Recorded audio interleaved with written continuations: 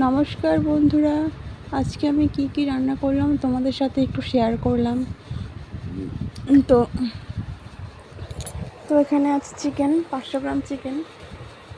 তার মধ্যে আলু, কাঁচা লঙ্কা, আমি লঙ্কাটা ঝালটা একটু বেশি খাই, তো একটু লঙ্কাটা একটু বেশি দিয়েছি। তো এখানে কাঁচা লঙ্কা, টমেটো, আলুটা একটু বেশি দিয়েছি। আলু ভালোবাসি খেতে, মানে বিশেষ করে মাংসের আলু ভালো লাগে। আর এখানে পেঁয়াজ, রসুন, আদা বাটা দিয়ে দিলাম, কয়েকটা রসুনের কোয়াও দিয়ে দিয়েছি। আর এখানে সব রকম মশলা আছে, যেমন জিরে গুঁড়ো, ধনে গুঁড়ো, লঙ্কা গুঁড়ো, আর লবণ, হলুদ গুঁড়ো, এসব দিয়ে ম্যারিনেট করে রেখেছিলাম। রাখার পরে এই যে রান্না করছি।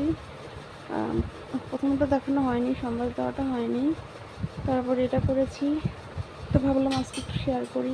অনেক রকমভাবেই রান্না করি। আজকে আমি শর্টকাট রান্না করেছিলাম, মানে আরও কিছু রান্না করা হয়েছে এর আগে। তো কী রান্না করেছে দেখো।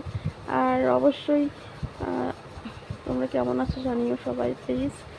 আর যদি ভালো লাগে লাইক কমেন্ট করে দিও, ঠিক আছে? তো আমি কী রান্না করেছি, আর চাল কুমড়ো ভাজা, দেখো চাল কুমড়ো ভাজা, মুসুর ডাল, করলা ভাজা, এগুলো রান্না করেছি। আবারও বলছি, যদি আমার ভিডিও ভালো লাগে অবশ্যই লাইক কমেন্ট শেয়ার করে দিও। আর আমি সবার পাশে আছি, তোমরা আমার পাশে থেকো। তো এই যে আমার তরকারির ফাইনাল লুক। তো এই আর কি, চাল কুমড়ো